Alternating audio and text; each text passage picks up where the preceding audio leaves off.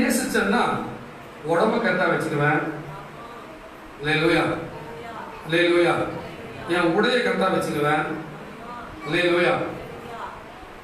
நல்ல உடற்பயிற்சி செய்வேன். அல்லேலூயா. என்ன கவனிக்கிறது ஒரு பாட்டு இருக்கு. எல்லாம் கர்த்தரே பார்த்துக்கோன்னு போயிடக்கூடாது. ஏதேன் தோட்டத்தை யார் பண்படுத்தணும்?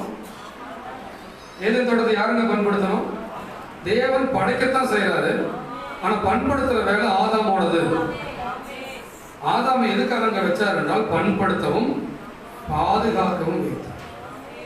உங்களுக்கு ஒரு குடும்பத்தை கொடுத்திருக்கிறாருன்னா அந்த குடும்பத்தில் எல்லாமே கடவுள் வந்து செஞ்சிட மாட்டார். அல்லேலூயா. தேவன் வந்து செஞ்சிட மாட்டார். அவர் மனிதர்களை பயன்படுத்துகிறார். நான் போன 2 வாரத்துக்கு முன்னாடி சொன்ன மாதிரி ஆபேலை கொல்றதுக்கு யார் வேணும்? பிசாசுக்கு. ஆபேலை கொல்றதுக்கு யார் வேணும்? ஒரு பிசாசு தன்னிச்சையா கத்தி எடுத்துட்டு வந்து கொல்ல முடியாது. ஆதாம கொல்ல பிசாசால முடியல. ஏன்னா அவனுக்கு ஆள் கிடைக்கல. ஏன்னா காயின் மனம் திரும்பி ஓடி போயிட்டான். அல்லேலூயா. மனம் திரும்பி ஓடி போயிட்டான். அவனை ஆண்டவர் பாதுகாத்தார். கொலைகாரனை கர்த்தர் காயின் என்கிற கொலைகாரனை கர்த்தர் பாதுகாத்தார். அந்த காயின் தான் யாரு? நீங்களும் நானும். ஆபேல் என்கிற இயேசுவை நாம் கொன்றோம். இயேசுவை நாம் கொன்றோம். நம்முடைய பாவங்களின் நிமித்தம் ஆபேலாகிய இயேசு கொல்லப்பட்டார். நம்முடைய பாவங்களின் நிமித்தம் அவர் நொறுக்கப்பட்டார். நமக்கு சமாதானத்தை உண்டு பண்ண மாக்கினை அவர் மேல் வந்தது. காயினை பழைய ஏற்பாட்டில் தேவன் கொன்றிருக்க வேண்டும். ஆனால் அவரோ அடையாளம் போட்டு பாதுகாக்கிறார். உன்னை கொள்ளுகிறவன் மேல் 7 பழி சுமரும். உலகத்துக்கே ஒரு பயம் வந்துச்சு. ஐயோ காயின் மேல கை வச்சிடாதீங்க, 7 பழி சுமரும் என்று. இன்றைக்கு உங்களையும் என்னையும் அப்படி பாதுகாத்திருக்கிறார். உங்களை என்னை அவர் யாராவது தொட்டா கர்த்தர் அதை விசாரிக்கிறாராக இருக்கிறார். உன்னை தொடுகிறவன் என் கண்ணின் கண்மணியை தொடுகிறார். ராமன் சொல்லுவீங்களா? அல்லேலூயா. அதுபோல நம்முடைய குடும்பத்தை நடத்துவதற்கு தேவனுக்கும் ஒரு ஆள் தேவை. அல்லேலூயா. அதுபோல கர்த்தருக்கு ஸ்தோத்திரம். 3 அன்பை நாம் இங்கே பார்க்கிறோம். ஒன்று தேவ அன்பு, இன்னொன்று நாம் நம்மை நேசிக்கிற அன்பு, இன்னொன்று நாம் மற்றவர்களை நேசிக்கிறார். உங்களை நீங்கள் நேசிப்பீர்களானால் உங்கள் உடம்பை சரியாக கவனிப்பீர்கள். நீங்கள் உங்களை நேசிப்பீர்களானால் உங்களுக்கு என்ன சொல்றது? ஹல்லேலூயா. உங்களுடைய புகழ், உங்களுடைய பெயர் ஊரில் கெட்டு போகாமல் பார்த்துக் கொள்வீர்கள். நீங்கள் உங்களை நேசிப்பீர்களானால் உங்கள் சாட்சி வாழ்க்கையை பார்த்துக் கொள்வீர்கள். ஹல்லேலூயா. நீங்கள் உங்களை நேசிப்பீர்களானால் உங்களை தேவ ஆசீர்வாதம் பெற்றுக்கொள்வதற்கான வழியிலே உங்களை உட்படுத்திக் கொள்வீர்கள். நீங்கள் உங்களை நேசிப்பீர்களானால் நீங்கள் நான் பிறந்தது ஏழையாக இருக்கலாம், நான் பிறந்தது பாவியாக இருக்கலாம், ஆனால் என்னுடைய மரணம் ஏழையாக இருக்காது, பாவியாக நான் மறிப்பது இல்லை என்று முடிவெடுப்பீர்கள். உங்களை குறித்த ஒரு உயர்வான மனப்பான்மை உங்களுக்கு வரும். நீங்கள் உங்களை வாழ்க்கையை மேம்படுத்திக் கொள்ள உழைக்கிறவர்களாக இருப்பீர்கள். இப்படி உங்களை குறித்து நீங்கள் கவனம் செலுத்தினீர்களானால் அதே போல மற்றவர்களை தூக்கி எடுக்கவும் கவனம் செலுத்துவீர்கள். ஒரு ஆமென் சொல்லுவீங்களா? நான் இந்த இடத்துல பிரசங்கியாளராக இருக்கிற நான் இந்த பிரசங்கங்கள் எல்லாம் என் வாழ்க்கையில செயல்படுத்த, என்னை பொறுத்த வரைக்கும் I'm not a preacher, I'm a practitioner. நான் பிரசங்கித்து விட்டு போகிறவன் அல்ல.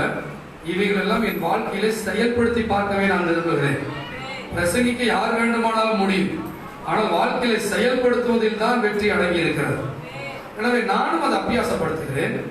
அபியாசப்படுத்துவதன் மூலமாக எனக்கு நல்ல பலன் கிடைக்கிறது. அதை குறித்து நான் ஆச்சரியப்படுகிறேன். அதை கொண்டு வந்து உங்களுக்கும் கிடைக்க வேண்டும் என்று வாஞ்சித்து இங்கே பிரசங்கம் பண்ணுகிறேன். எனவே இந்த இடத்துல எத்தனை அன்பு காணப்படுகிறது? 3. ஒன்று, தேவன் என்னை நேசிக்கிறார். பின்பதாக நான் என்னை நேசிக்கிறேன். மூன்றாவதாக நான் மற்றவர்களை நேசிக்கிறேன். அல்லேலூயா. சரியான சமயத்தில் சாப்பிடுவது, நன்றாக சாப்பிடுவது, கர்த்தருக்கு ஸ்தோத்திரம். தேவையில்லாத அலைச்சல்களுக்கு இடம் கொடுக்காமல் இருப்பது, தேவையில்லாத வார்த்தைகளில் சிக்கிக்கொள்ளாமல் இருப்பது என்று என்னை ஜாக்கிரதையாய் கடிவாளம் போட்டு என்னை நடத்துகிறேன். ஏனென்றால் நான் என்னை நேசிக்கிறேன். பின்பதாக மற்றவர்களை நேசிக்கிறேன். போகட்டும்.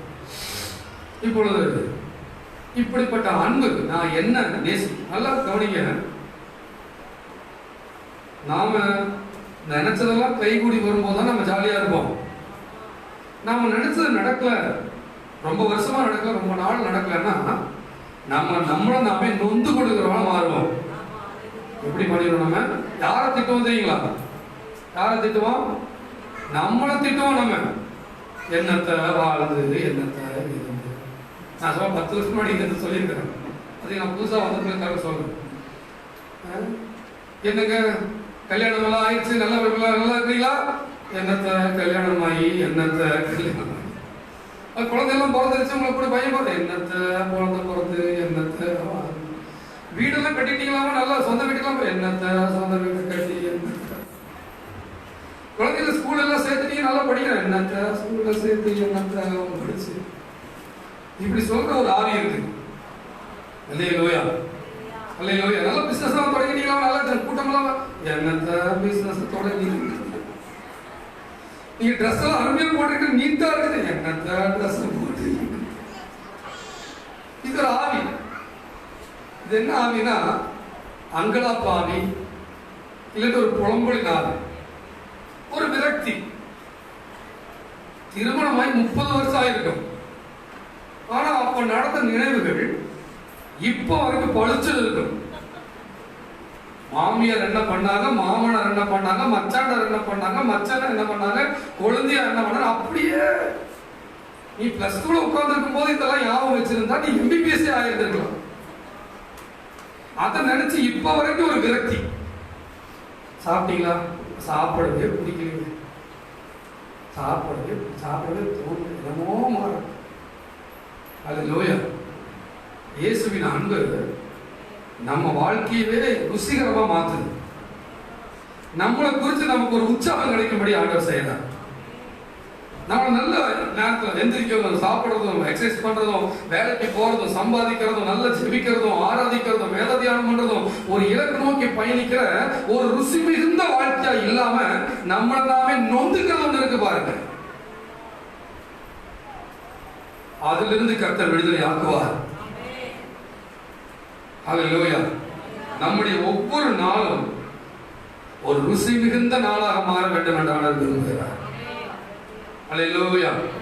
இந்த காலங்களில் நீங்கள் எண்ணத்தை இழந்து நீங்க உட்கார்ந்திருந்தாலும், என்ன நஷ்டத்தை, எந்த அவமானத்தை, இழக்கக்கூடாத எந்த ஒன்றை நீங்கள் இழந்திருந்தாலும், நீங்கள் எந்த கவலையும் படாமல் அப்பாவை சந்தோஷத்தினாலும் அன்பினாலும் நிரம்பி ஆராதிக்கவும் முடியும், வாழ்க்கை நடத்தவும் முடியும். என்றால் உங்கள் மகிழ்ச்சியும் சந்தோஷமும் அன்பும் உங்களை சார்ந்தது அல்ல, உங்களை அழைத்தவரை சார்ந்தது. 430 வருடம் இஸ்ரவேல் ஜனங்கள் எகிப்திலே அடிமையாக இருந்த போதும், அல்லேலூயா, அல்லேலூயா, அவர்கள் வெளியே கர்த்தர் கொண்டு வருகிறார். உங்களையும் அவர் வெளியே கொண்டு வருவார். நான் சொல்லுகிறேன், ஆக்சுவலா வருவார் என்பதை விட கொண்டு வந்து விட்டார். அல்லேலூயா. கொண்டு வந்து விட்டார். வெளியே வந்த உடனே அவர்களுக்கு 7 பண்டிகைகளை தருகிறார். இனிமேல் நீ பண்டிகை கொண்டாடிட்டே இருக்கணுங்கிறார். பஸ்கா பண்டிகை, அறுவடை பண்டிகை, கூடார பண்டிகை, பண்டிகை மேல பண்டிகை கொண்டாடுங்க.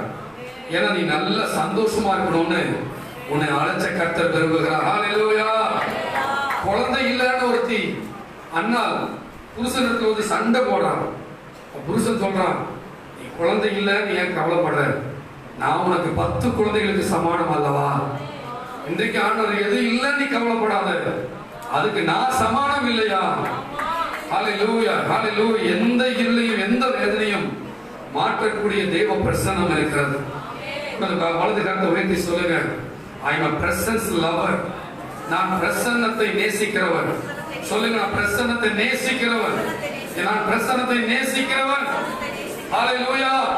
நீ என்ன பாரத்தோடு கவலையோடு இருந்தாலும் உனக்குன்னு ஒரு தனி அறை இருக்குது, உனக்குன்னு ஒரு சமூகம் இருக்குது, உனக்குன்னு ஒரு இடம் இருக்குது. அந்த இடத்துக்கு போய் அப்பான்னு சொல்லி பாரு. ஒரு இனம் புரியாத, எல்லா புத்திக்கும் மேலான ஒரு தேவ சமாதானம், ஒரு தேவ சந்தோஷம், ஒரு பரலோக சந்தோஷம் உன்னை நிரப்பும். அதை பார்த்து உன்னை விரோதிக்கிறவங்க வெறுப்பேறணும்.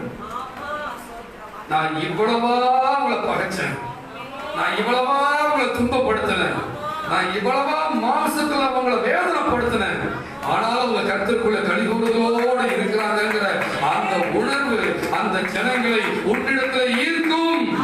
பிரசன்னம் என்பது ஒரு காந்த சக்தி. ஹல்லேலூயா. அதை ஈர்க்கும்படி கர்த்தர் செய்வார். ஒரு ஆமென் சொல்வீங்களா? கர்த்தருக்கு ஸ்தோத்திரம். போன வாரத்தில் ஒரு சம்பவத்தோடு அந்த காரியங்களை நாம் பார்த்தோம். திருவிருந்து இருக்கிறபடினால் சாராம்சத்தை நாம் பார்க்கலாம். லூக்கா எழுதின சுவிசேஷம் 15ஆம் அதிகாரம். லூக்கா எழுதின சுவிசேஷம் 15ஆம் அதிகாரத்தில் முதல் ஊமையை நாம் பார்த்து விட்டோம். என்ன ஊமை? காணாமல் போன ஆடு. அந்த அதிகாரத்தில் எத்தனை ஊமைகள் இருக்கிறது? 3 ஊமைகள் இருக்கிறது. எல்லாரும் பைபிள் கொண்டு வந்திருக்கீங்களா? பைபிள் கொண்டு வந்து பைபிளை திருப்பி பார்க்கிறது தான் நியாயம். ஒரு நாள் செல்போன் பைபிள் ஆகவே முடியாது. அதெல்லாம் பைபிளை கொண்டு வந்திருக்க. ஒரு ஆமென் சொல்லுவீங்களா? ஏன்னா பைபிள் எடுத்து படிச்சீங்கன்னா அதை படிக்கும் போது பைபிள் மட்டும்தான் இருக்கும். ஆனா செல்போன்ல பார்த்துட்டீங்கன்னா அதுல பைபிள் மட்டும் இருக்காது.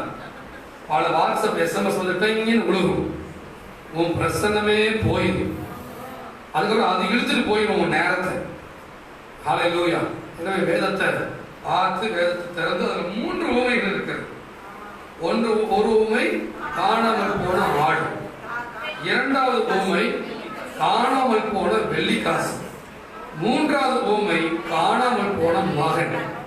ஆமென் சொல்லுவீங்களா? இது 3ஐயும் 3 விதமான நபர்கள் தேடுகிறார்கள். ஒன்றை மேய்ப்பராக இருக்கிற இயேசு தேடுகிறார், இன்னொன்றை பரிசுத்தாவியானவர் தேடுகிறார், இன்னொன்றை பிதா தேடுகிறார்.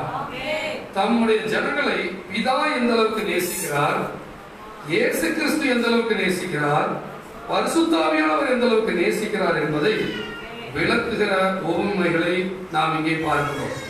போன வாரத்தில் நாம் பார்த்தோம், இயேசு கிறிஸ்துவாகிய மேய்ப்பர், காணாமல் போன ஆடு, தன்னிச்சையாக செயல்படுகிற ஆடு, தனக்கு எல்லாம் தெரியும் என்று செயல்படுகிற ஆடு. புல்லு தானே, எனக்கா மேய தெரியாது, இந்த மசால் தலை தானே எனக்கா எடுக்க தெரியாது, அது உயரமா தானே இருக்குது, அது எனக்கா பண்ண தெரியாதுன்னு தன்னிச்சையாக நடந்ததினால் அது ஓநாய் கைகளிலே மாட்டிக்கொண்டு ரத்தமும் காயமுமாக குழியிலே விழுந்து கிடந்த போது மேய்ப்பர் வந்து அங்கே ஆட்டுக்குட்டியை தூக்கி தன் தோளில் மேல் வைக்கிறார். காயப்பட்ட நம்மை தேடி வந்து குற்றம் சாட்டாமல், ஏன் இப்படி போனாய் என்று சலித்துக் கொள்ளாமல், நம்மை அடிக்காமல் காரியங்கள் செய்யாமல் அதை எடுத்து கிடைத்தாயே என்ற சந்தோஷத்தோடு, கிடைத்தாயே என்ற மகிழ்ச்சியோடு முத்தமிட்டு தோளின் மேல் வைக்கிறார். நீங்களும் நானும் இப்ப எங்கே இருக்கிறோம் என்றால் அவருடைய தோளின் மேல் இருக்கிறோம். நாம் செய்கிற தவறுகள், கீழ்ப்படியாமைகள், அக்கிரமங்கள் நிமித்தமாக நாம் தூக்கி எறியப்பட்டிருக்க வேண்டும். அப்படி எங்கேட கெட்டு போ, குழியில மாட்டி சாவு, நான் சொன்ன கேட்டையா, இப்படிதான் உனக்கு நிலைமை அப்படின்னு பழைய பாட்டு ஒரு ஆசிரியர் போல அவர் நடந்து கொள்ளாமல் ஜீவனை கொடுக்கிற மேய்ப்பனாக அவர் நடந்து கொள்கிறார். நல்ல மேய்ப்பன் தன் ஆடுகளுக்காக ஜீவனை கொடுக்கிறார். அது எனவேதான் நாமும் நம்முடைய குடும்ப உறுப்பினர்களுக்காக மற்றும் சமுதாயத்துக்காக எந்த அளவுக்கு நம்மை ஒப்படைத்தவர்களை காப்பாற்ற வேண்டுமோ அந்த அளவுக்கு ஒப்படைத்து காப்பாற்ற வேண்டும். ஹல்லேலூயா. எனக்கு என்ன தேவை, எனக்கு என்ன ஆகுது, இதனால எனக்கு என்ன, நான் உண்டு, என் வேலை உண்டு, என் 1000 ஸ்தோத்திர பலிகள் புத்தகம் உண்டு, அப்புறம் என்னுடைய ஆசீர்வாத டிவி உண்டு என்று வீட்டில் உட்கார்ந்து கொண்டிருக்கிறவர்கள் எல்லாம் உலக அக்கறை இல்லாதவர்கள். ஆனால் தேவ அன்பினால் நிரப்பப்படுகிறவர்கள் வீட்டை விட்டு வெளியே கிளம்பி சென்று அழிந்து போகிற ஆத்துமாக்களை தொட்டுகிறார்கள், பேசுகிறார்கள், தேவைகளை சந்திக்கிறார்கள். கர்த்தர் அவர்களை குறித்து பிரியமாக இருக்கிறார். இப்பொழுதே புறப்பட்டு போங்கள் என்று கர்த்தர் சொல்லியிருக்கிறார். உங்கள் மூலமாக இந்த வருடத்தில் அநேக ஆத்துமாக்கள் சம்பாதிக்கப்பட வேண்டும், சபையிலே சேர்க்கப்பட வேண்டும் என்று கர்த்தர் விரும்புகிறார். ஆமென் சொல்லுவீர்களா? அல்லேலூயா. போன வருடத்தில் உங்கள் மூலமா எத்தனை பேர் ரட்சிக்கப்பட்டிருக்கிறார்கள்? நீங்கள் போய் பேசிக்கொண்டு வந்தவர்களை சொல்லவில்லை, ஏதோ ஒரு தடவை சபையை கொண்டு வந்து அதுக்கப்புறம் காணாமல் போனதை சொல்லவில்லை.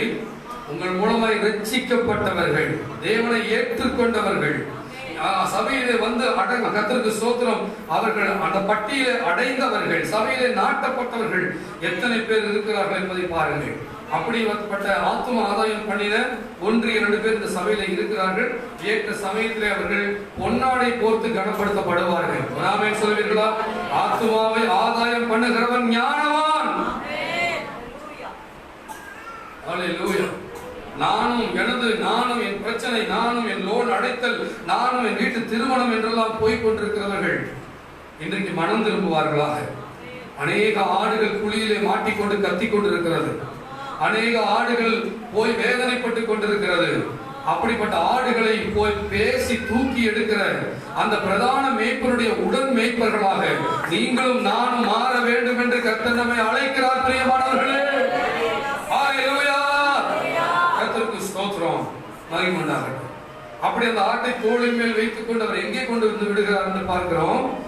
ஏற்கனவே இருக்கிற 99 ஆடுகள் ஒரு இடத்தில் இருக்கிறது. எங்கே இருக்கிறது? வனாந்தரத்தில் இருக்கிறது. அல்லேலூயா. வனாந்தரம் என்றாலே அது வேறு பிரிக்கப்பட்ட வாழ்க்கை. அல்ல, உலகத்திலிருந்து வேறு பிரிக்கப்பட்ட வாழ்க்கை. அந்த இடத்திலே கொண்டு வந்து அந்த ஆட்டை நாம் அந்த மேய்ப்பன் விடுகிறதை நாம் பார்த்தோம்.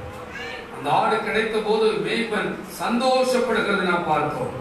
இப்பொழுது இரண்டாவதாக 7ஆம் வசனத்தில் வாசிக்கிறோம். அது போல, எப்படிங்க? அது போல மனம் திரும்ப அவசியமில்லாத 99 நீதிமான்கள் சந்தோஷத்தை பார்க்கிறோம். மனம் திரும்புகிற ஒரே பாவி நிமித்தம் பரலோகத்திலே மிகுந்த சந்தோஷம். ஹல்லேலூயா. எப்பெல்லாம் நீ ஜெபிக்கிறதுக்காக உன் முகத்தை ஆண்டவருக்கு திருப்பறையோ அப்பெல்லாம் தேவன் சந்தோஷப்படுகிறார். எப்பெல்லாம் போனை நோண்டி கொண்டிருக்கிற நீ போனை கீழே வச்சு சுவிட்ச் ஆஃப் பண்ணி அது ஓரம் தள்ளி சைலண்ட் மோட்ல போட்டு நீ தேவன் அப்பான்னு நீ திரும்புறையோ அப்பொழுதுதான் பரலோகம் சந்தோஷப்படுகிறது. ஹல்லேலூயா. இரண்டாவது உதாரணத்தை பார்க்கிறோம். 8ஆம் வசனம், கர்த்தருக்கு ஸ்தோத்திரம். 8ஆம் வசனத்தில், அன்றியும் ஒரு ஸ்திரீ 10 வெள்ளிக்காசை உடையவளாய் இருந்து அதில் ஒரு வெள்ளிக்காசு காணாமல் போனார். விளக்கை கொளுத்தி வீட்டை பெருக்கி அதை கண்டுபிடிக்கிற வரைக்கும் ஜாக்கிரதையாய் தேடாமல் இருப்பாளோ? இந்த இடத்துல ஸ்திரீ என்பது பரிசுத்த ஆவியானவரை குறிக்கிறது. பொதுவா பெண்கள் என்பவர்களை ஆதியிலே ஆண்டவர் சிருஷ்டித்த போது ஆதாமுக்கு துணையாக சிருஷ்டித்தார். ஹல்லேலூயா.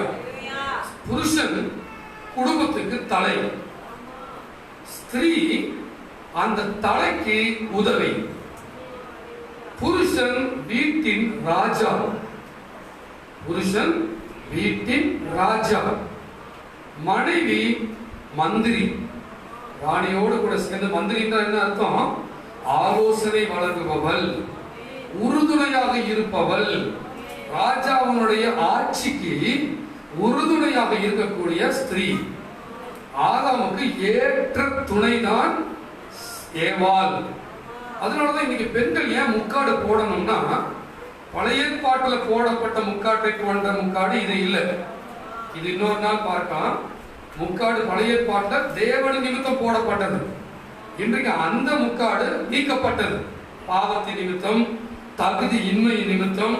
பரிசுத்தமான தேவன் இறங்கி வரும்போது நாம் எல்லாரும் முக்காடு போட்டிருக்க வேண்டும். ஆண்கள் பெண்கள் எல்லாரும் முக்காடு போடணும். யூதர்கள் எல்லாரும் போடுவாங்க. அல்லேலூயா. ஆனா கிறிஸ்தவத்துல ஆண்கள் போட மாட்டாங்க. ராமன் சொல்லுவீங்க, முக்காடு பழைய ஏற்பாட்டு அடிப்படையில் முக்காடு போடணும்னா ஆண்கள் பெண்கள் எல்லாருமே போடணும். ஆனா இது பழைய ஏற்பாட்டின் அடிப்படையில் போடுகிற முக்காடு அல்ல. நீங்கள் முக்காடு போடும்போது எதை நிரூபிக்கிறீர்கள் என்றால், நான் புருஷனுக்கு கீழ்ப்படிந்திருக்கிறேன் என்று அர்த்தம். அது கொரிந்தியர்ல நீங்க போய் வாசிக்கலாம். பெண்கள் முக்காடு போடுவதற்கு அர்த்தம் என்னவென்றால், புருஷனுக்கு நான் கீழ்ப்படிந்திருக்கிறேன், புருஷனுடைய அதிகாரத்துக்கு உட்பட்டு இருக்கிறேன். கர்த்தருக்கு ஸ்தோத்திரம். அப்படின்னு தான் அர்த்தம். மற்றபடி நீ முக்காடு போட்டாலும் போடாட்டினாலும் இன்றைய காலகட்டத்தில் முக்காடு திரைச்சீலை கிழிக்கப்பட்டதினால் தேவன் இறங்கி வரத்தான் செய்வார். ராமன் சொல்லுவீங்களா?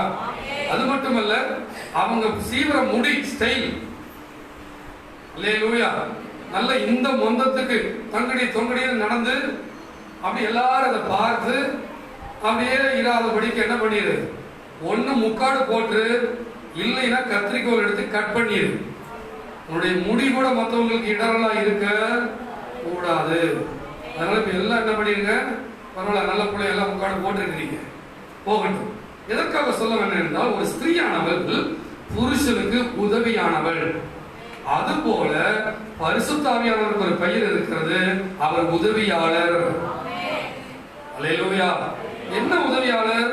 ஜனங்கள் இயேசுவிடத்திலே வந்து ரட்சிப்பு, சமாதானம், விடுதலை, ஐஸ்வர்யம், நித்திய ஜீவன், நல்ல குணநலங்கள் இவைகள் எல்லாம் பெற்றுக் கொள்வதற்கு ஆவியானவர் நமக்குள் வந்து உதவி செய்கிறவராக இருக்கிறார்.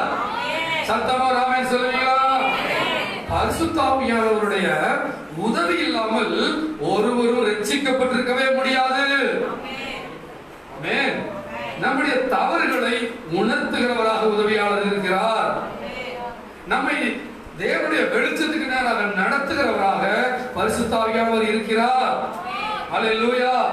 நாம் யார் என்று நமக்கு காட்டுகிறவராக பரிசுத்த ஆவியானவர் இருக்கிறார். பலத்தினாலும் அல்ல, பராக்கிரமத்தினாலும் அல்ல, தேவனுடைய ஆவியினாலே எல்லாம் ஆகும். அல்லேலூயா. நாம தலைக்கு வர்ற ஐடியாக்களை எல்லாம் செய்ய அழைக்கப்பட்டவர்கள் அல்ல. அல்லேலூயா. தலையில தோன்ற ஐடியாவை செய்கிறவர்கள் நாம் அல்ல. அல்லேலூயா. நாம் நம்முடைய அறிவின்படி நடக்கிறவர்கள் அல்ல. நாம் ஆவியின் ஏவுதலின்படி முடிவெடுக்கிறவர்கள். ஆமென் சொல்வீங்களா? சிமியோன் ஆவியினால் ஏவப்பட்டபடினால் சரியான சந்தர்ப்பத்தில் வந்து சிமியோனை பார்த்தான்.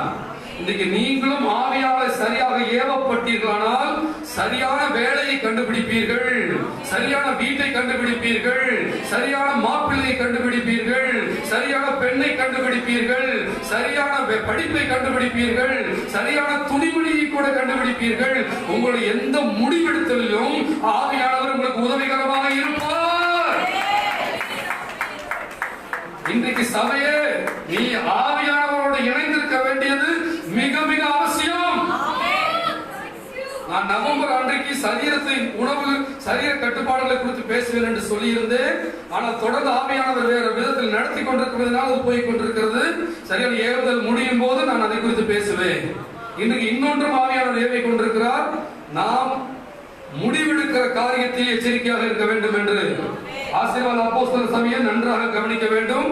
நீங்கள் ஒவ்வொரு நாளும் ஆராதனைக்கு வருகிறீர்கள், உலகத்தையே பகைத்துக் கொண்டு இயேசுவை பிடித்திருக்கிறீர்கள், ஆண்டவர் மேல பாசமாக இருக்கிறீர்கள், வேதம் வாசிக்கிறீர்கள், எல்லாம் பண்ணுகிறீர்கள். ஆனால் உங்கள் வாழ்க்கையில் முடிவெடுக்கும் ஒரு நேரம் வரும்போது சரியான முடிவெடுக்கவில்லை என்றால் நீங்கள் செய்த அத்தனையும் கேள்விக்குறியாக மாறும்.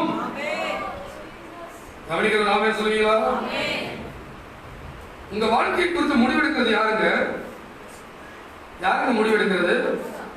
இயேசுவா நீங்களா? சொல்ல போன உண்மையை சொல்ல போனா யாருங்க முடிவெடுப்பா? கடவுள் மனிதன் கையில் முடிவெடுக்கும் அதிகாரத்தை கொடுத்திருக்கிறார். கடவுள் மனிதர் கைகளில் என்ன கொடுத்திருக்கிறார்? என்ன முடிவெடுக்கிறது யார சார்ந்தது? உன்னை சார்ந்தது. அதில் நான் தலையிட மாட்டேன், கட்டாயப்படுத்த மாட்டேன். ஆனா நீ எனக்கு காத்திருந்தா, எங்களை கேட்டா நான் சொல்லுவேன். ஒரு 30 வருஷமா சபைக்கு வந்த ஒரு பெந்தகோஸ்தைக்காரர்கள் சாதி ஜனத்தையெல்லாம் விட்டு விட்டு சபைக்கு வாழ்ந்து வராமல் வந்தவர்கள் கூட முடிவெடுக்கும் போது தவறு செய்து தன் வாழ்க்கையை ஏமாற்றிக் கொள்ள முடியும். இந்த விஷயம் பிசாசுக்கு தெரியும். அல்லேலூயா. திருமணத்தை குறித்து முடிவெடுக்கும் போது, படிப்பை குறித்து முடிவெடுக்கும் போது, எந்த நண்பர்களை நம்ம வச்சுக்கணும் வச்சுக்க கூடாது முடிவெடுக்கும் போது, கர்த்தருக்கு எந்த முடிவெடுக்கும் போது நீ ரொம்ப விழிப்பா இருக்கணும். நீ பேசின அந்நிய பாஷை, நீ பேசின ஆராதனை அனைத்தும் நீ முடிவெடுக்கும் போது உனக்கு பக்கபலமா இருக்கிறதுக்கு தான் அதெல்லாம் நடக்குது. ஆனா நீ முடிவெடுக்கும் போது கூட தப்பு பண்ணிட்டேன்னா, ஒரு ஆமென் சொல்றீங்களா? புரிஞ்சவங்க? பிசாசுக்கு நல்லா தெரியும். நீ நல்ல ஆராதி நல்ல சர்ச்சுக்கெல்லாம் போ, ஆனா நீ பொண்ணு பார்க்கும்போது உன்னை லாக் பண்ணிடுவேன் பாவன். நீ நல்ல ஆராதனை பண்ணி முக்காடு போட்டு ஆவியில் நிரம்பி நல்ல ஜெபம் பண்ணி எல்லாம் பண்ணு. ஆனா நீ வீடு பார்க்கும்போது உன்னை ஏமாத்திடுவாங்க அவன். ஒரு ஆமென் சொல்லுவீங்களா? ஒரு ஆமென் சொல்லுவீங்களா? நீ எல்லாம் ஆண்டவரை தேடி ஞானஸ்தானம் திருவிருந்து தேடி எல்லாம் பண்ண முடியாத கடன்காரன் ஆக்கிடுவேன் நானு. உனக்குள்ள தெளிவா இருந்து என்ன பண்ணிடணும்? நான் ஆராதிக்கல, ஸ்தோத்திரம், அல்லேலூயா, கண்ணீர் வந்து எல்லாம் ஓகே. ஆனா முடிவெடுக்கும் போது நான் முடிவெடுக்க மாட்டேன். நாளைக்கு வர்றதை நான் செஞ்சிட மாட்டேன். நான் கர்த்தருக்கு காத்திருக்காம அவர் எனக்கு உறுதிப்படுத்தாம ஒரு காரியத்தை இறங்க மாட்டேன்னு நீ முடிவெடு, நீ தப்பிச்சிருவ. புரிஞ்சவங்க சொல்லுங்க. உங்களுடைய வாழ்க்கையின் எதிர்காலம் எங்க எதை நம்பி இருக்குன்னா, நீ டிசிஷன் மேக்கிங்ல கரெக்டா இருக்கிறத நம்பிதான் இருக்குது. கர்த்தர் வந்து உங்கள்கிட்ட அல்லேலூயா அல்லேலூயா. ஏன்னா கர்த்தர் இப்படிப்பட்டவர் கிடையாது. யாருக்கும் எதையும் திணிக்கிறவர் கிடையாது, கட்டாயப்படுத்துகிறவர் கிடையாது. ஆனா என்ன, இப்ப என்ன போல ஊழியக்காரங்க கர்த்தரோடு உறவாடி கர்த்தருடைய உணர்வுல இருக்கிறவங்க சபை விசுவாசிகள் தவறான முடிவெடுக்கும் போது தெரிஞ்சு போயிடும். ஆனா தேவன் என்ன பண்ணுவார்னா, அவரால் அந்த மனிதனோடு இடைப்பட தொடர்பில்லை, கம்யூனிகேஷன் கிடையாது. அவர் கம்யூனிகேஷன் பண்றதுக்கான ஒரு மீடியா, ஒரு ரேடியோ, ஒரு டிவி எதுன்னா இந்த ஊழியக்காரருடைய வாய் தான். அவங்க உடனே உங்ககிட்ட வந்து திட்டியோ உருட்டியோ மிரட்டியோ மறைமுகமாவோ ஏதோ சொல்ல பார்ப்பாங்க. நீ அதை கரெக்டா அதை கண்டுபிடிச்சிருந்தா தப்பிச்சிருவ. ஒரு தடவை நீ தனிப்பட்ட விதத்துல அப்பாவுடைய சித்தத்தை கண்டுபிடிக்க ட்ரை பண்ணு. நீ மார்ச் 31ஆம் தேதி உனக்கு ஒரு முடிவெடுக்கக்கூடிய ஒரு காரியம் வரப்போகிறது. அதை நீ 30ஆம் தேதி வரைக்கும் அசால்ட்டா இருந்துட்டு 31ஆம் தேதி திடீர்னு முடிவெடுக்கும் போதெல்லாம் உனக்கு சரியா முடிவெடுக்கக்கூடிய மனப்பக்குவம் கிடைக்காது. அப்படி என்ன பண்ணு, ஜனவரியிலிருந்து கர்த்தரோட இருக்க பாரு, அவரோடு சஞ்சரித்துக் கொண்டிரு. அப்போ உன் உள்ளத்துல பல்ப் எரியும். ஆண்டவர் ஆடிபிள் வாய்ஸ்ல பேசுவாரு. ஒரு ஆமென் சொல்லுவீங்களா? எல்லாம் பார்த்து கேட்டுக்கிறேன், நான் என்னையும் கேட்டுக்கிறேன், என் பிள்ளைகளை கேட்டுக்கிறேன், மனைவியை கேட்டுக்கிறேன், எனக்கு நானே சொல்லிக்கிறேன், எல்லாரும் சேர்த்துக்கிறேன். முடிவெடுக்கும் போது கர்த்தர் சொன்னதை மட்டும் முடிவெடுத்து செஞ்சீங்கன்னா உங்கள் கால்கள் பிசகாமல் கர்த்தர் பாதுகாப்பார். அத்தை சொன்னாங்க, மாமன் சொன்னாங்க, பக்கத்து நீ ஏகப்பட்டு முடிவு எடுத்தீங்கன்னா நீ ஆராதிப்ப, பாட்டு பாடுவ, ஆனா தோத்துக்கிட்டு இருப்ப. சரிங்களா? அதனால என்ன பண்ணுங்க, ஒரு உடஞ்சு போன டியூன் பண்ணப்படாத ஒரு ரேடியோவை கடையில கொடுத்து அது என்ன போச்சோ அதெல்லாம் மாத்தி, கெப்பாசிட்டரை மாத்தி, ரெசிஸ்டரை மாத்தி, அதெல்லாம் ரெடி பண்ணி எந்த சேனல் வச்சாலும் ரேடியோ பாடுற மாதிரி ரெடி பண்ணி வச்சுங்க. அப்ப மன் கி பாத் நிகழ்ச்சியில பிரதமர் பேசும்போது கேட்கும். அல்லேலூயா. அதனால நீங்களும் என்ன பண்ணிருங்க, உங்க ஆவிய நீங்க ஜாலியா இருப்பீங்களா, பிரச்சனையே இல்லாம இருப்பீங்களா கொஞ்ச நாள். அந்த சமயத்துல கொஞ்சம் ஏரி குளங்கள்ல தூர் வாருங்கள். இந்த கடைசி நேரத்துல பிரச்சனை வரும்போது ஐயோடு நிக்கிறது ஒன்று இருக்குல்ல, அப்ப ரேடியோ வேலை செய்யாது. நல்ல ஒரு ஆமென் சொல்லுங்க. ஆனா பொதுவா மக்களுக்கு எப்ப பக்தி வரும்னா, தண்ணி வேஸ்டா போகுதுன்னு அரசாங்கத்துக்கும் மக்களுக்கும் எப்ப விரக்தி வரும் தெரியுமா? காவிரி தண்ணியில தண்ணி அடிச்சுக்கிட்டு அப்படியே கடல்ல போய் கலந்ததுன்னு நியூஸ்ல பேப்பர் வரும்போது தூர் வாரி இருக்கலாம் தான் தோணும். அதான் சொல்றேன், உங்களுக்கு அடுத்த வாரத்துல தண்ணி வரலாம், மார்ச்ல தண்ணி வரலாம், ஜூன்ல தண்ணி வரலாம். இப்பவே தூர் வாரி வச்சுக்கோ, தூர் வாரி வச்சுக்கோ. இப்பவே தேவனோட நடக்கிறத நீ ரெடி பண்ணி வச்சுக்கோ. மகனே, வாலிபனே, வாலிப பிள்ளையே, உன்னை ஏதாவது அக்கிரமத்துல சிக்கல மாற்றி விடுறதுக்கு பிசாசு ஒரு நாள் நீ வச்சிருக்கான். அது பிப்ரவரி 14 கூட இருக்கா. தெரிஞ்சவங்க சிரிக்கிறாங்க, மற்றவங்க ஆவியில இருக்கிறாங்க. Lovers day. அல்லேலூயா. ஒருத்தர் ஏதோ ரோஜா பூவோட நிக்கிறான், தரிசனம் தெரியுது. அல்லேலூயா. ஏதோ ஒரு பொண்ணு கிரீட்டிங்ஸ் வாங்கி எழுதி தயாரா வச்சிருக்கா, நீட்ட போறா. நீ இப்ப இருந்த இயேசுவோட உறவாடி இருந்தீனா நீட்ட தூக்கி எறிவ, இல்லைன்னா பல்வேறு வாங்கி மாட்டுவ, சிக்கி சீருவ. ஆனா வந்து பாட்டு பாடுவ, ஆனா அடி வாங்கிட்டு இருப்ப. இந்த வெளி தோட்டத்து பாட்டு பாடுறதுல அவர் பார்க்கறது, உள்ளத்தை பார்க்கிறாரு. இந்த ஆடு குழிக்குள்ள உழுகுதா இல்ல பட்டியல பாதுகாப்பா இருக்குதாங்கிறத யார் முடிவு பண்ணணும்னா ஆடு முடிவு பண்ணணும். அவர் தோல்ல தூக்க தயார். ஹல்லேலூயா. பலவிதமான விபச்சாரங்கள் இருக்கு, அது இன்னொரு நாள் பார்ப்போம். இதெல்லாம் தப்பி இந்த மாதிரியான அந்த உலக இச்சைகள் தப்பு வைக்கிறதுக்கு தான் நம்ம தேவ அன்புல போய் போய் போய் இருதயத்தை டியூன் பண்றோம். கவனிக்கிறீங்களா? ஆமென் சொல்லுங்க. நாமெல்லாம் ஒரு இருதய ருசிக்கு அடிமையானவர்கள். நீங்க சாப்பிடுற சாப்பாடு என்ன சாப்பாடு நினைக்கிறீங்க? உங்க நாக்குக்கு பிடிச்சதுதான் நீங்க சாப்பிடுவீங்க. ஒரு ஆமென் சொல்லுங்க. எனக்கு நடக்கல சட்னி பிடிக்காது, சாப்பிடவே மாட்டேன் என்ன வச்சா. அல்லேலூயா. எனக்கு தேங்காய் சட்னி தான் பிடிக்கும். ஒரு ஆமென் சொல்லுவீங்களா? இப்படி சொல்றதுனால உங்க வீட்டுக்கு வரும்போது நீங்கள் தேங்காய் சட்னி அரைத்து வைக்க முடியும் அப்படின்னு சொல்றாரு. எந்த வீட்லயும் நான் சாப்பிடுறது கிடையாது. ஒரு ஆமென் சொல்லுவீங்களா? கர்த்தருக்கு ஸ்தோத்திரம். அல்லேலூயா. சத்தமா ஒரு ஆமென் சொல்லுங்க. நல்லா சிலர் இருப்பாங்க. அப்ப அந்த மாதிரி நம்ம ருசிக்கு அடிமையானவர்கள். சினிமா பாட்டு கேட்கிற காலத்துல கூட நாம எல்லா சினிமா பாட்டு கேட்க மாட்டோம். சொல்லுங்க, எல்லா சினிமா பாட்டு கேட்க மாட்டோம். ஒரு பிடிக்காத சினிமா பாட்டு வந்துச்சுன்னா மாத்திடுவோம். இந்த பாட்டு எனக்கு பிடிக்காது, அடுத்த பாட்டு போடும். இந்த பாட்டு ஓரளவுக்கு பிடிக்கும், இதை விட இன்னொரு பாட்டு இருக்கு அதனால போடும். இப்படி வகை வகையா நம்ம தலையில இப்போ ஆயிரக்கணக்கான சினிமா பாட்டு இருக்கும். இருக்குமா இருக்காதா? என்ன பாக்குறீங்க? நானா இருக்குமா இருக்காதா? டக்குன்னு வேலை செய்யும். ஆமாவா இல்லையா? உண்மை ஒத்துக்கிட்டா நீங்க பரிசையா இருக்க மாட்டீங்க.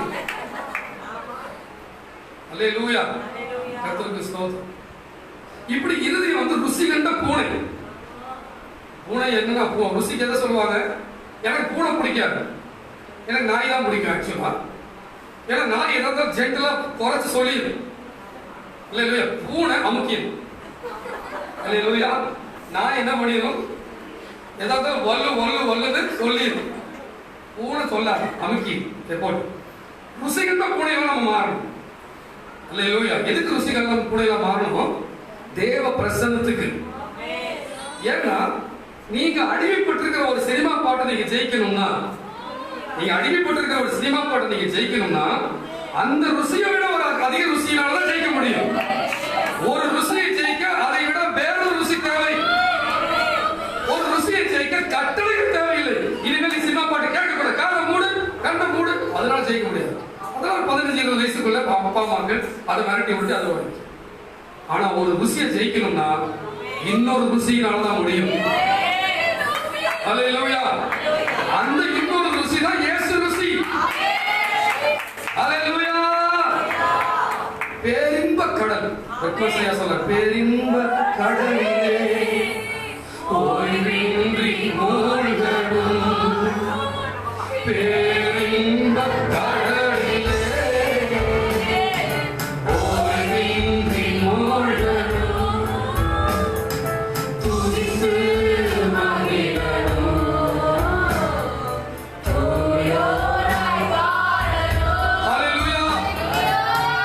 சுய வெறுப்பு, உலக வெறுப்புங்கிறது நாம எடுக்கிற பிடிப்புல மட்டும் இல்லை, அந்த ருசியை மிஞ்ச இன்னொரு ருசி வந்தாதான் அது உண்மையான மாற்றத்தை கொண்டு வரும்.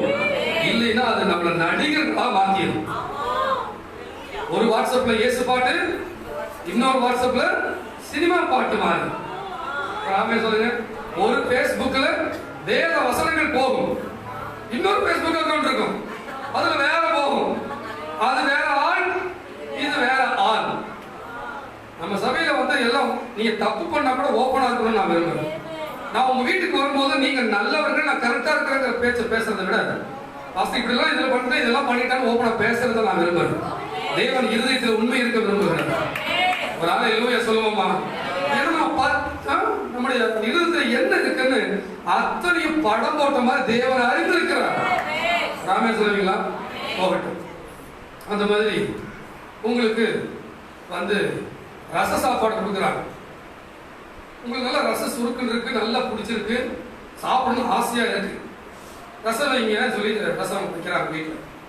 தட்டில் சாப்பாடு போட்டாச்சு, பக்கத்தில் குண்டால ரசம் வந்து வச்சாச்சு. அப்ப பார்த்து பக்கத்து வீட்டுல இருந்து தெரிஞ்சவங்க வீட்டுல இருந்து ஒரு மட்டன் குழம்பு வந்து கவரான பக்கத்துல வைக்கிறாங்க. அல்லேலூயா. ஒரு வறுத்த மீனை கொண்டு வந்து வைக்கிறாங்க. அல்லேலூயா.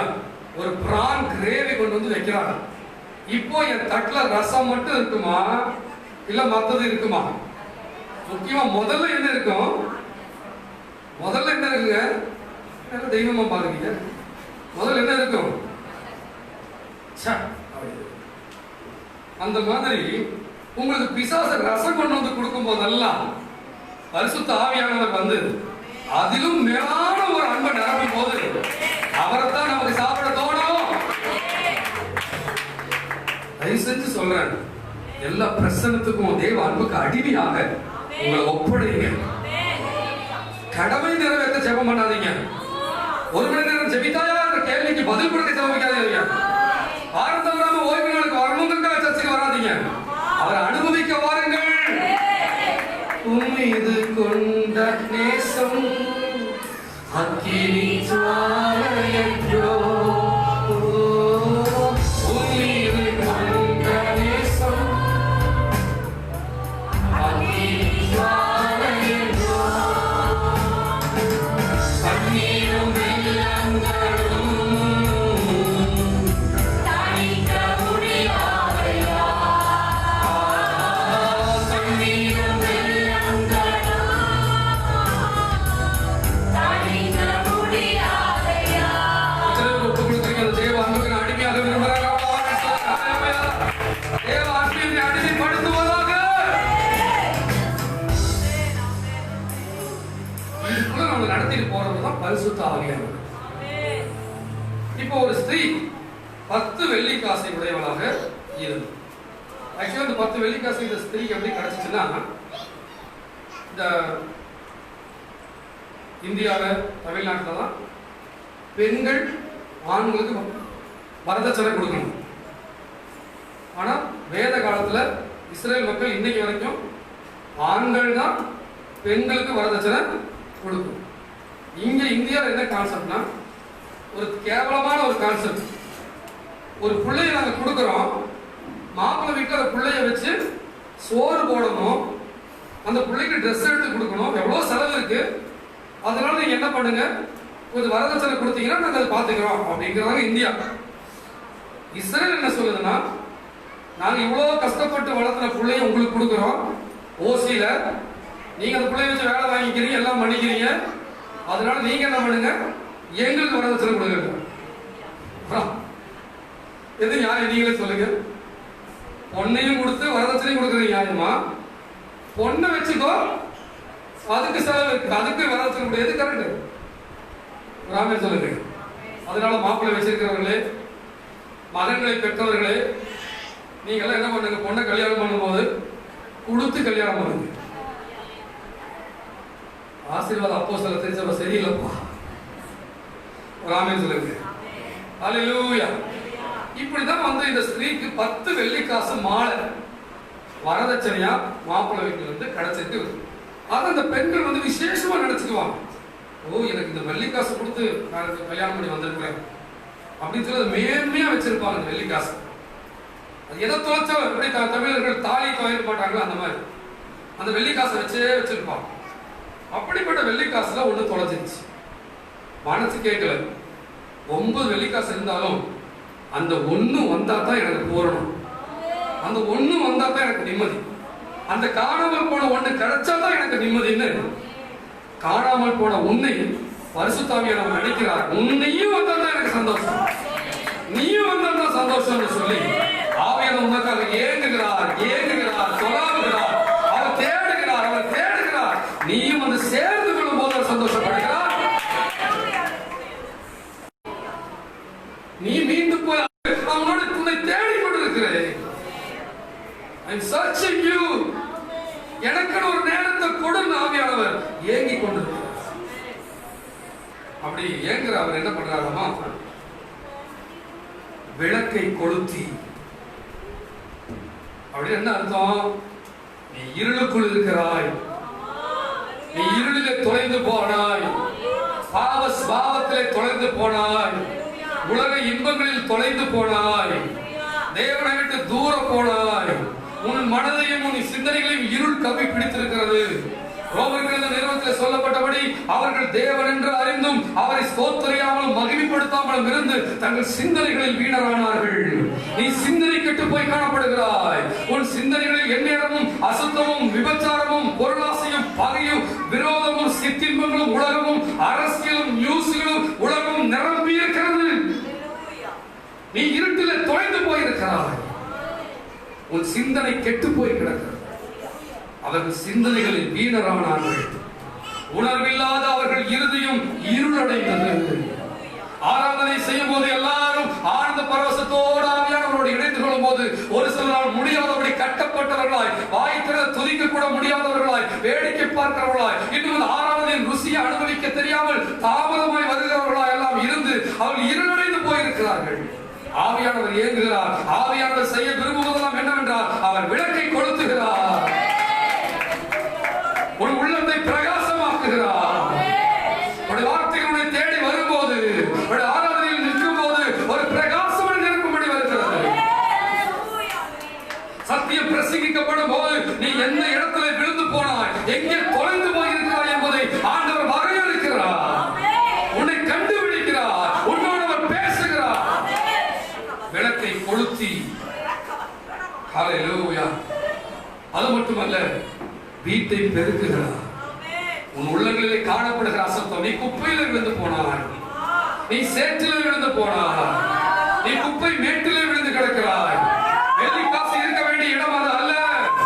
நீ தவறான நண்பர்களோடு விழுந்து போய் கிடக்கிறாய், தவறான காட்சிகளிலே விழுந்து போய் கிடக்கிறாய், தவறான உறவுகளிலே விழுந்து போய் கிடக்கிறாய், பண ஆசையில விழுந்து போய் கிடக்கிறாய், மாச பெருமையில விழுந்து போய் கிடக்கிறாய், கௌரவத்திலே விழுந்து போய் கிடக்கிறாய், உன் சோம்பேறித்தனத்திலே விழுந்து போய் கிடக்கிறாய். கர்த்தர் அதை கூட்டுகிறார். ஆவியானவர் அதை கூட்டுகிறார். கூட்ட கூட்ட கூட்ட வெள்ளி காசு வெளியே வருகிறது. உன்னுடைய இதயம் கூட்டப்பட கூட்டப்பட அசுத்தங்கள், கெட்ட சுபாவங்கள் உன்னை விட்டு அகல அகல அகல வெள்ளி காசு வெளியே வருகிறது. கர்த்தர் உன்னை புடமிட்டு உன்னை வெள்ளி காசாக மாற்றுகிறார். பிரகாசிக்க வேண்டியவன் நீ. நீ கணத்தில் பங்குபட வேண்டியவன் நீ. நீ மேன்மையோட இடத்துல இருக்க வேண்டியவன் நீ. நீ குப்பையில இருக்க வேண்டியவன் அல்ல. குப்பையை கூட்டி எடுக்கிறார். அசுத்த ஸ்பாவங்களில் நீ மூழ்கி கிடக்கிறாய். உன் சிற்றின்ப ஆசைகளில் நீ மூழ்கி கிடக்கிறாய். எந்நேரமும் தேவையான வீண் பேச்சுகளில் மூழ்கி கிடக்கிறாய். பல பேருடைய வாழ்க்கையை செல்போன் அழித்துக் கொண்டிருக்கிறது. நீ நரகத்தை பிசாசை எங்கேயும் தேட வேண்டாம். உன் செல்போன் வாழ்க்கையை நாசமாக்கி கொண்டிருக்கிறது. ஆவியானவரை கூட்டி எடுக்க விரும்புகிறார். God, the Holy Spirit wants to speak to your heart so that the silver coin will appear and glow. வெள்ளி காசு வெளிப்பட்டு அது பிரகாசிக்கும்படியாக கர்த்தரை கூட்டி எடுக்கிறார். ஹல்லேலூயா. நீ ஆவியானவருடைய கையில கொடுக்கப்பட்ட வெள்ளி காசு, மாலையில இருக்கிற ஒரு வெள்ளி காசு. தேவ பிள்ளைகளே, உங்கள் மனது இருக்கிறது அல்லவா இந்த இடம், இந்த இடம் இருக்கிறது அல்லவா, இந்த இடத்தை தான் பிசாசு ஆக்கிரமிக்கிறான். இந்த இடத்தில் தான் அசுத்த சிந்தனைகளை கொண்டு வருகிறார். கர்த்தரோ அந்த இடத்தை கூட்டி தள்ளுகிறார். அந்த இடத்தை அவர் வெளிச்சம் பாய்ச்சுகிறார். இந்த இடத்துல லைட் போட்டு விடுகிறார். இந்த இடத்துல ஜோடித்து சிங்காரிக்கிறார். அந்த இடத்தை வெளிச்சமாக்குகிறார். எனவே உடைய பார்வை, உன் செயலெல்லாம் அது வெளிச்சமாக இருக்கிறது, மகிமையாக இருக்கிறது, பரிசுத்தமாக இருக்கிறது, தெளிவாக இருக்கிறது, அது வெற்றியாக இருக்கிறது, அது நேர்மையாக இருக்கிறது. எத்தனைவருடைய தலையிலே லைட் போடப்பட்டிருக்கிறது. ஆவியானவர் போல் அந்த வெளிச்சத்தை, அந்த விளக்கை கொளுத்துகிறார். ஆமென் சொல்வீங்களா? பழைய மனுஷனாக, பழைய மனுஷியாக, பழைய கெட்ட ஸ்பாவங்களோடு, பழைய தாய் தகப்பனுடைய ஸ்பாவங்களோடு, தாத்தா பாட்டியுடைய ஸ்பாவங்களோடு, கெட்ட பொல்லாத இருதயத்தோடு வந்திருக்கிற உங்களை விளக்கை கொளுத்துவதன் மூலமாய், கூட்டி எடுப்பதன் மூலமாய் மறுரூபமாக்கி